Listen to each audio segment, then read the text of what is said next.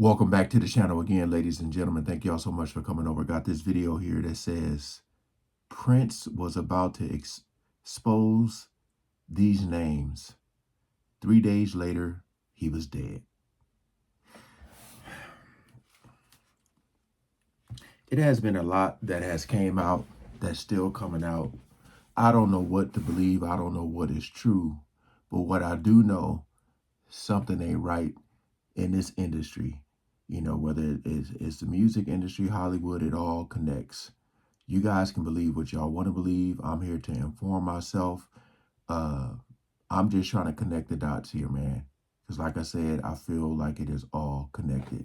We ain't gonna waste no more time. Let's jump right into it. On December 31st, 1999,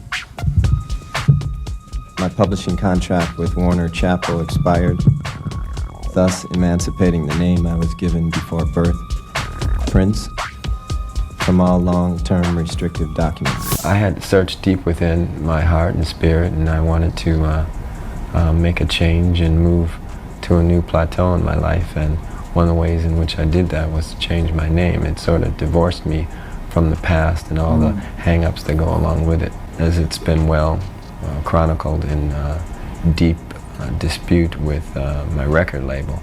And which is Warner Brothers, right? Yeah. We had some issues that were basically about ownership of the music and how often I was supposed to record and things like that. I really searched deep within to find out the answer to whether fame was most important to me or my spiritual well-being. And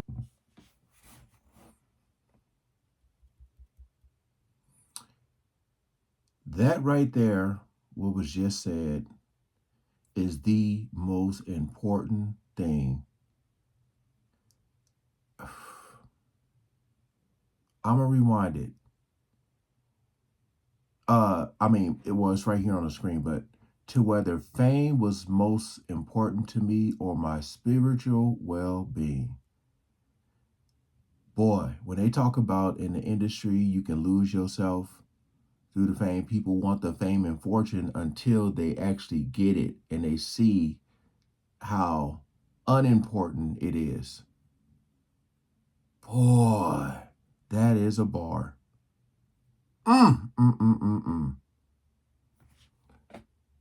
I chose the latter. See, if there's one thing I can tell you for certain, it's that Prince knew a few days before his death that it was the end of the road for him. And he even posted a picture of himself which contained a since-deleted message, "Just when you thought you were safe." In fact, during his final appearance at a party at Paisley Park, just after his reported treatment and days before his death, Prince reportedly told attendees, "Wait a few days before you waste any prayers." And just like he had predicted, Prince died at age 57 after being found unresponsive at his estate in Minnesota. To make matters worse, just a few days before his death, he was allegedly also just about to expose the names of the people who wanted him gone. So did they get to him first? And what exactly did he want to expose so badly? Well, for starters, he already started exposing how his label was shortchanging him and taking advantage of him. Well, it's not your game. You didn't make the rules, so everything comes hard. And as long as you're signed to a contract, you're going to take a minority share of the winnings. A select few of us will do well, the majority will not. So as a people, we'll be considered a minority. But stop, let's take a moment and look at yourselves. There's nothing minor about you. You are a blessed people. You're the most talented on earth, and you are still grateful. That is why upon winning in their game, you always thank God. Tonight I would like to ask one favor of you. Imagine what we'll all be like in our own game. Peace and love for one another. The thing is, Prince was signed to Warner Music in 1977 when he was just 18. And even though the album he released between 1978 and 1981 did not do that well, he was kept on the label, as he was regarded as a musician that reflected well on Warner, which at the time was a company that appeared to invest long-term in serious talent. In 1982, 1 year after MTV launched, Prince released more music, and he went top 10 in the US for the first time, and became part of a new breed of musicians who understood the power of the music video as a way to market an artist and build their own iconography and mythology. Eventually, after pretty much stamping his mark on the industry, Prince also set up his own label, Paisley Park Records, which was part funded by Warner, which also handled his distribution. But we've seen enough in Hollywood to know that the record labels rarely have the artist's best interest at heart. And once Prince started to want more control of his music, they started to frustrate him. And it got so bad that he decided to take the battle public by appearing with the word slave written on the side of his face. He actually talked about what he was going through in various interviews, like one with Paper Mag, where he said, "I wanted to buy my masters back from Warner Brothers. They said no way, so I'm going to re-record them, all of them. Now you will have 2 catalogs with pretty much exactly the same music, except mine will be better. And you can either give your money to WB."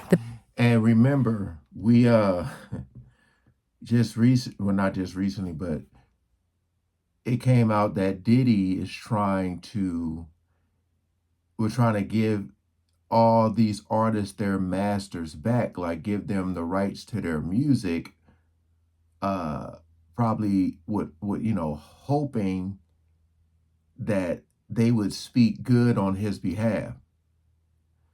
Rotten, dirty mother lovers, man. I tell you, man, it's a dirty game. Dirty game. Big company or to NPG, you choose. Prince's argument was that he was signed to Warner and they, as a result, owned and controlled his name as well as any music he released under that name. And he did not like that. He even dramatically changed his name to that of a symbol and was referred to as Symbol, Squiggle, or the artist formerly known as Prince. But after he got some control, he eventually went back to using his name. I will now go back to using my name instead of the symbol I adopted as a means to free myself from all undesirable relationships. Well, seemingly, even after Prince got control of his music, he was still being thoroughly frustrated by the elites, to the point to where they wanted to take him out. Basically, if he was not going to make the money, Prince would not make money at all. According to what has been reported, the only way that they could make sure of this was to unalive him. And Prince knew that they were coming for him, and reportedly died literally a few days before dropping names. Now, interestingly enough, even before Prince's sister, Tyka Nelson, died, she was talking about how Prince told her he was in trouble just a few days before he died. So just a few months ago, Tyka's family shared the news that Tyka passed in a post on her Facebook page, which quoted lyrics from Prince's song, "All the Critics Love You in New York." The family also released a statement with regards to the death, saying, "Multi-instrumentalist, songwriter, author Tyka Nelson, Prince's sister, died Monday, November 4th at North Memorial Hospital in Robbinsdale. She is survived by her 2 sons, Sir and President, and 5 grandchildren." In addition, the family statement remembered Tyka Nelson as the daughter of Maddie and Joe Nelson, adding that she was best known as Prince's sister and worked to keep his legacy alive with his fans, attending fan and industry events. Well, there have been talks in the past about how Prince and Tyka were never close, but contrary to what people may think, they actually were pretty close. In fact, back in 2018, Tyka said she and her brother were very close growing up, and he was kind of told by her parents that he would have to take care of her. So wherever he went, she had to go too. Misuse. Save your life and getting you into rehab. Yes, he did. I had a long time kind of battling those things, and after my father passed, it got really bad. And so I called up Big Bruh to help. He said, okay, when and where. In fact, when Prince realized that it was almost the end of the road for him, he started preparing Tyka for his death. And according to what she said, Prince prepared her for 2 years. It wasn't hard at all. It was a 2-second phone call. He's gone. I had been preparing for 2 years, so I knew that it was coming. What does that mean? He said it a couple of years ago. What would he say? What he said was, I've done everything that I've come to do. So I was crushed for about two years. In addition, while speaking to the Minnesota Star Tribune about retiring from performing, I just hope that wasn't like a clip out of context. Like, was she really talking about Prince? I've come to do, I've done everything I've come to do. That was just eerie right there, man. And working on a memoir, Taika also recalled the last conversation she had with her brother 4 days before his death, saying, "He kept avoiding questions. I kept getting mad. I felt like, talk to me for 2 seconds. He changed the subject, make a joke, and then we'd both laugh. A couple of times I said, 'How are you really?' He didn't go into anything with me. That was bothering me, and he knew it was, but that was all he wanted to tell me." So Taika also knew that Prince was about to be taken out, and whether or not he dropped names to his sister, we may never know now. You know what's even more interesting? The same things Prince was exposing were the very same things someone like Michael Jackson was exposing. This is very important because throughout the years, black artists have been taken advantage of completely. And it's time now that we have to put a stop to this incredible injustice. And like Mrs. Sharpton was saying, people from James Brown to Sammy Davis Jr., some of the real pioneers that inspired me to be the entertainer that I am. These artists are always on tour because if they stopped touring, they would totally go broken. And it's been, the record companies really do conspire against their artists. They steal, they cheat, they do whatever they can, especially the black artists. Again, man, like, I know they be signing his contract, but I had asked a question before. It's like, how hard is it to do something without the label? Like, I know back then it was extremely hard. I'm talking about today. With all these streaming services you have, do you really need a record label? Because, you know, I look at artists like Ren, people like Harry Mack, you know, these independent ones who I feel like are thriving. They may not be thriving to the level of these these big name artists, but, you know, spiritually they're good, morally they're good, you know. So I don't know, man. I feel like you should just build your own empire. Damn. Let me say this. Sony, Tommy Mottola. Tommy Mottola is the president of the record division. He is a mean, he's a racist, and he's very devilish. Yes, I know that there have also been talks about how the two were beefing, but contrary to what was portrayed by the media, these two actually wanted the same thing. And Prince was actually one of the people who was affected by Michael's death the most. In fact, after MJ's death, everyone was keen to get Prince's perspective, but he made no public statement. But according to people close to him, he was actually affected. Prince even began including Michael Jackson's song "Don't Stop Till You Get Enough" in some of his performances, and Tavis Smiley, who was close to Prince, shared what he claimed was Prince's reaction to Michael Jackson's death in a 2016 interview with Extra, and said that when the news broke that Michael had died, Prince was in rehearsal at Paisley Park. Prince canceled rehearsals, sent the band home, and for days locked himself in his bedroom and wouldn't come out, and really didn't talk to anyone. If I recall correctly, Prince's former bodyguards also said Prince and MJ actually maintained a private friendship outside of the media. Apparently, Michael had been to Paisley Park on multiple occasions, and they often played games there, and that they had also been backstage at each other's concerts. In addition, he allegedly said that Michael played the final version of the Dangerous album for Prince in his private studio before it was released, and Prince said he loved it. Basically, he said that MJ and Prince were actually friends and just talked and laughed and hung out like regular guys, just good old friends. But they just didn't display that publicly because of how the media and industry tried to keep them rivals. But these two artists just wanted control of their music, and because they both fought for that, based on what has been said, they both died under mysterious circumstances soon after. I own half of Sony's publishing, and I'm leaving them, and they're very angry at me because of it. But I just did good business, you know. So the way they get revenge. And Tommy Mottola is a devil.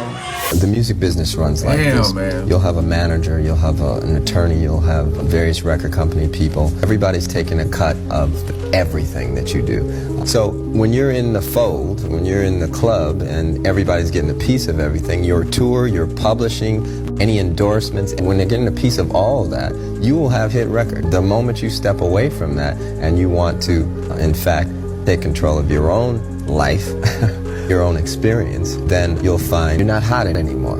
And before I forget, when Prince was having all the problems with Warner, at one point he put his trust in Jay-Z because he thought that Jay-Z had the interest of his artists at heart. But unfortunately, Hova was just another snake. Prince had worked up a deal with Tidal, a streaming service substantially owned by Jay-Z's company, Roc Nation. But in 2016, the administration of Prince's estate authorized NPG Records to file a copyright lawsuit against Roc Nation for putting 15 Prince albums on Tidal. The lawsuit said that Tidal was only given an exclusive 90-day license for a newly recorded studio album, Hit and Run, and that Tidal had committed copyright infringement by putting 15 Prince albums up on the streaming service. On the other hand, Tidal said that... Well, there you go. Remember, I was just asking how hard would it be, but I said it would be very difficult probably back then, but I don't know if that's because it's dealing with Jay-Z or not. Got a license, both in writing and orally, to be the first streaming outlet to distribute many of Prince's albums. But NPG said that the agreement between Tidal and Prince and the equity term sheet was fabricated and backdated to appear authentic. They said that Prince certainly made a deal with Tidal for a recorded studio album titled Hit and Run. But NPG said there was no evidence that the agreement contemplated other works or that Prince was ever issued Tidal equity before the dispute arose. And Roc Nation ignored repeated requests to provide documentation or evidence of any oral and implied agreement granting such rights. I don't know if Prince already knew Jay-Z was a snake before he died, but I've heard rumors that he also wanted to expose how Diddy was in bed with the same people that exploit artists. Well, unfortunately, people like Prince, they always end up dead for exposing such things. But one thing that can never be taken away is his legacy. The thing the people who wanted him gone will never have. And even as we remember Prince, let me know what you think of the things he was exposing and the circumstances surrounding his death. Which names do you think he was gonna drop? Sound off in the comments. That was a lot, man. You know, especially when you're adding MJ in there. It's a dirty game.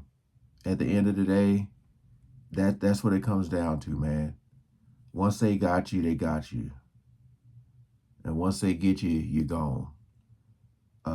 There's a lot of people out there that are amazing artists, have natural born talents. The problem is they feel like they need these other people to make them famous, you know, fast money. And I feel like a lot of times it's their circle, it's people in their ear saying, do this, do that. I just feel like, man, if an artist is a true artist and is dedicated to the craft, they'll make it without these labels, man, because it's just wow. When you like think about Prince and Michael Jackson, man, top tier, it don't get no bigger than that. Hey, appreciate y'all coming over and watching, man. Peace out.